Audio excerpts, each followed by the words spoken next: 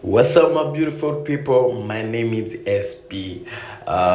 This is Mary of People, the voice of people. I'm back again, guys. Nkuko mama mubikora, nkuko mama mwadusupportinze, make sure ko wagize subscribe, kandi make sure ko uri kuraraba video yacu uyiliking, bibaye ngombwa ukayigira na share kubera ni support ikomeye gose. Ni support itwereka ko mutwitayeho mudushigiki. Nagira ndabamenyeshe ko in less than a week twara hitings more than 500 subscribers. So guys, you have to celebrate together. You are all amazing, you are all wonderful human beings. So guys, ndabakunda cyane. Nashaka mwumvirize ngaho intambara iri hagati ya Sadbi na Simbizi Wasemavumba. Twagenda muri ministeri ya culture, kabiri ati je nabaye nomine, ndakeneye support. Kabiri ati amafaranga ntayahari, nta support yahari, ukamera nk'agati kuma kakisenya. So muri inshuro twahisha amafaranga yacu menshi kugira ngo twashike seruke igihugu cyacu. Mu gihe igihugu kitatwitayeho tugomba kucitaho uko biri rwose. Ntugomba kugiterana, ariko ugomba gushiramo kugira ngo ejo igihugu cyawe kize kivugwe neza. Nazi Burundi igihugu kivugwa ubukene no mu bintu bibi cyane, kandi bamwe babikora bishimye, ariko hari ukuntu dushobora nko mu bindi bihugu. Nigeria aho tuvuye Afrima ni projet iri mu kuboko kwa guverinoma. Abaririmbyi bose baje hajya, yaba mu Rwanda yaba hehe, guverinoma zawo nizabarungitse ko je nitwara kandi ntacyo.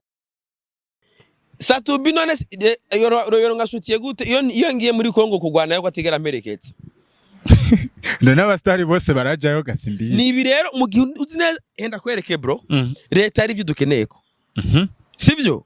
Natwe bwo turafise ivyo leta tuyikenera ko, mugabo nukumenya ati ivyo leta dukenera ko ni ivyahe. Ega nta santima mu by'igihugu bibamwo bro.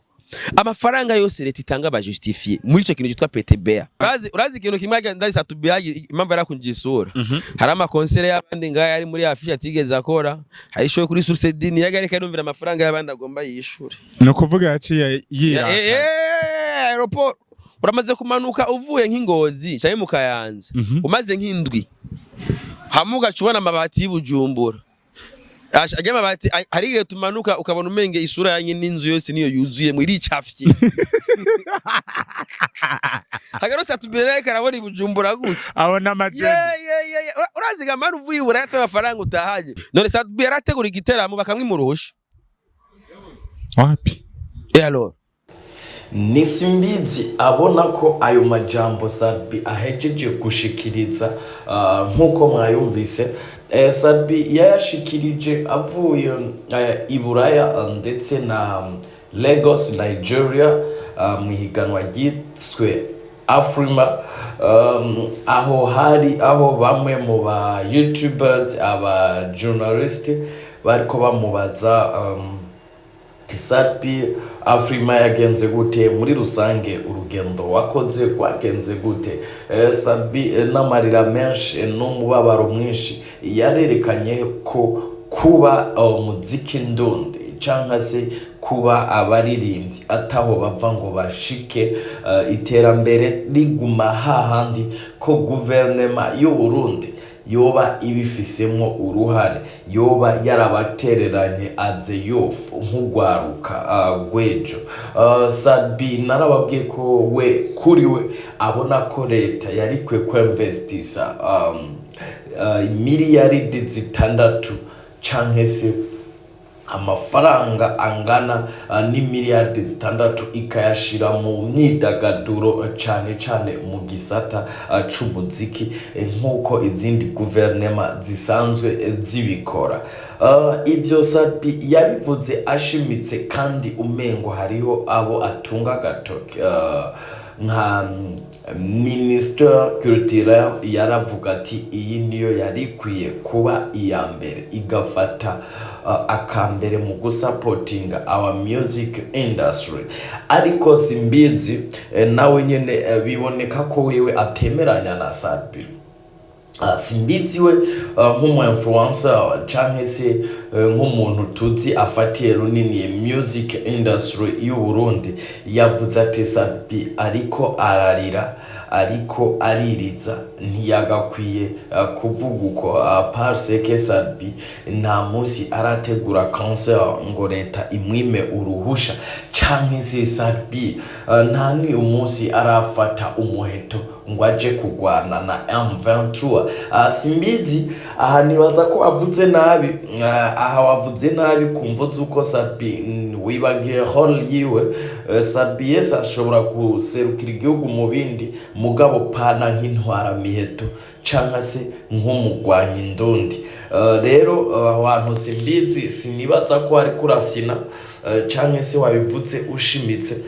Uburundi bufise igisoda cikwije kandi Uburundi urwego rugeze ko ntirukeneye imfashanyo mu by'igisirikare nk'aba Sadbi, ahubwo Uburundi ba Sadbi bakeneye nk'abantu bashobora kuryohera ugwaruka abakuru n'abato mu kubaririmbira. Ahubwo bari bagakwiye gukora indirimbo zihayagiza igihugu. Iyo bavuga ati abaririmbyi murakwiye kuba mukora indirimbo zihayagiza igihugu, rimwe na rimwe zivugira igihugu, mukerekana mu makungu ko muri nyuma ya guverinoma ibi batwaye, aho nagushigikira.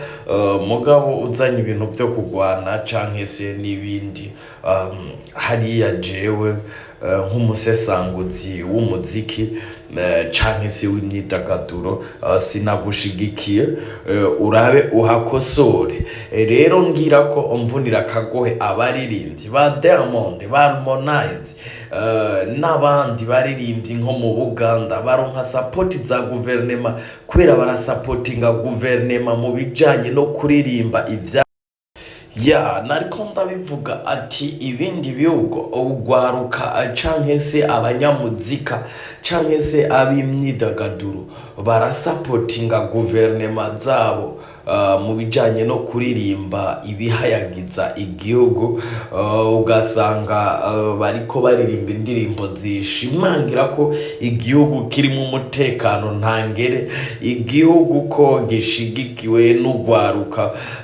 Rero nibaza ko ari nayo mpamvu usanga nayo maguverinoma avuga ati why not tudasupportinga urugwaruka kwiza impano zabo zishika kure.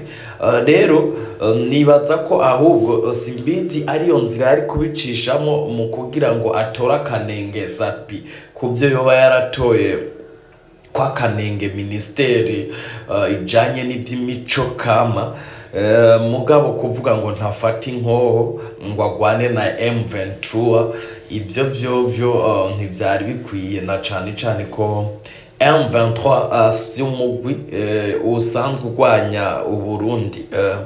Rero yarakwiye kubimenya Simbizi ko abantu yahengamye iyo mvugo akayikosora, canke mu gihe hari abo iza gukomeretsa akanavuga ati imbabazi nariko ndashaka kuryosha entertainment. Uyo niyo analize nka voice of people canke se nk'ijwi ryanyu tubona twokora kwibi biganiro hagati y'aba bagabo babiri bose basanzwe bakomeye, basanzwe bafite amazina akomeye muri entertainment. So guys, as I'm telling you always, my name is SB. This is the media of people, the voice of people. Make sure to subscribe.